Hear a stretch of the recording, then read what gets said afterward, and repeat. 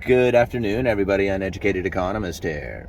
So I wanted to leave a link down in the description for you guys to an article talking about the semiconductor manufacturing here in the United States and how they want to use like this CHIPS Act to bring back the manufacturing of these semiconductors back here to the United States, which I feel is going to end up being a very damaging idea.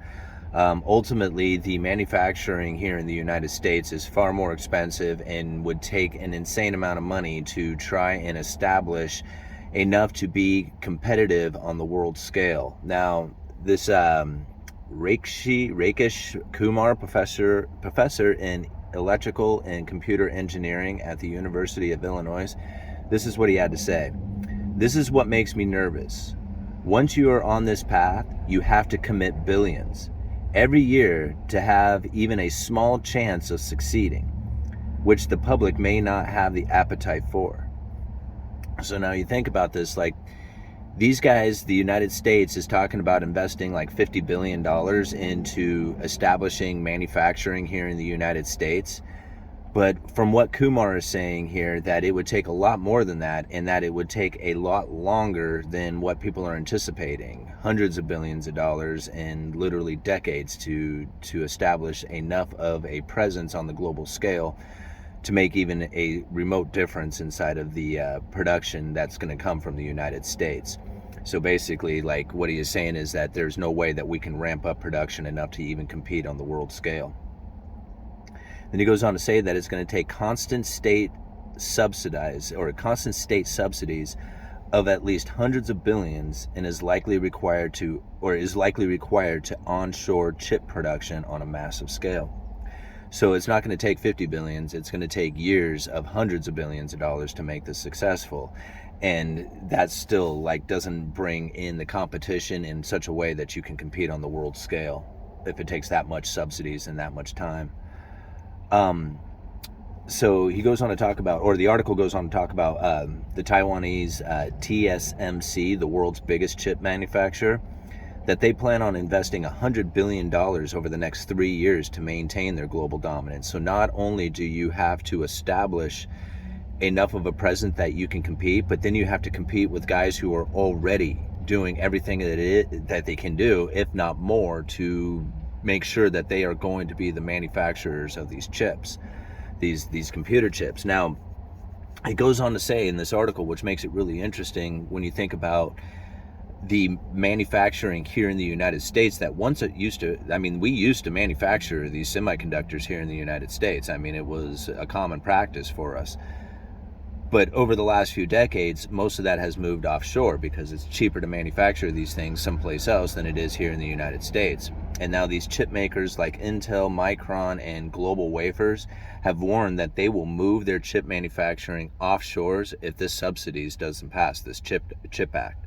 So basically they're warning right now, they're saying, if you don't do this, if you don't do something as far as give us like tax revenue or tax subsidized, revenue coming in, we're bailing out of here. And so it's not only going to be like costing us to even have these chip manufacturers, but the chances of us even being able to compete so that they become profitable are very slim. And then there's also thought that it was just like, okay, so if it is state manufactured semiconductors, then you have to buy those. If you are producing here in the United States and you buy semiconductors, then they would force the people who manufacture using these semiconductors to buy American first. So like, even if you wanted to buy semiconductors from another country, they're saying no, like this is one of the ideas that no, you won't be able to do that. If you want to manufacture here in the United States and you're going to use semiconductors, you have to use American made semiconductors, or else you can't manufacture here in the United States. What do you think that's going to do to the production of those people? They're going to bail out. They're going to be like, well, what if they're cheaper someplace else? You're already making it expensive to manufacture here in the United States. These chips, although they might be high quality and better quality, they could be made cheaper someplace else. So you're going to add to the input cost going into the production of another product that could possibly be forced to go offshore again. So the whole idea of this CHIPS Act to try and bring in a presence on the global market for the production of these things is going to not only cost the United States billions in order to even make it work, the chances of them having it in such a situation in which that they can be profitable is also very, very small.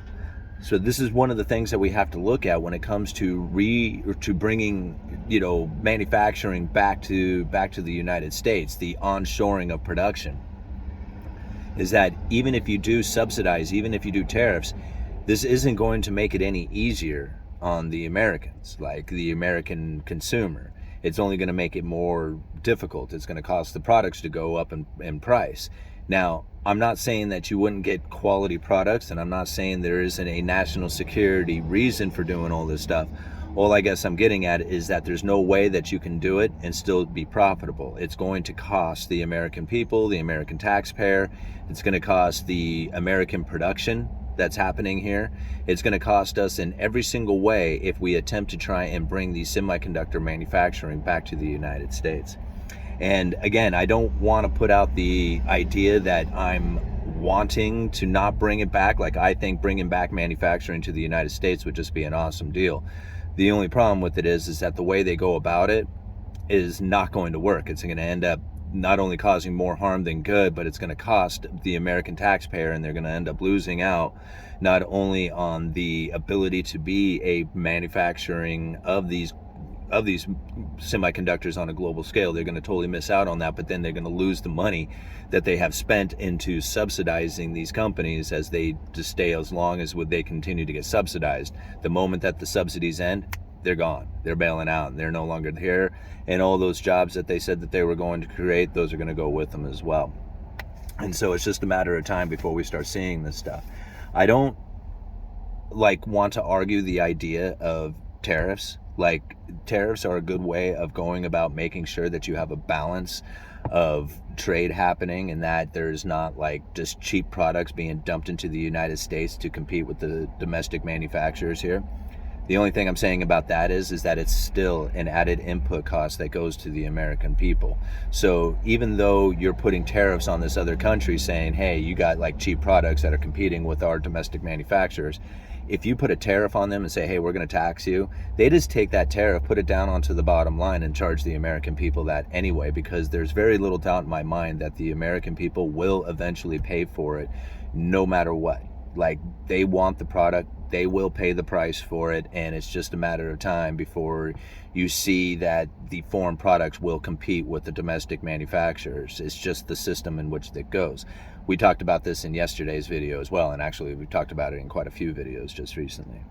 But anyway, I just wanted to leave that article down in the description, give you guys my thoughts on it. Uneducated economist, you let me know.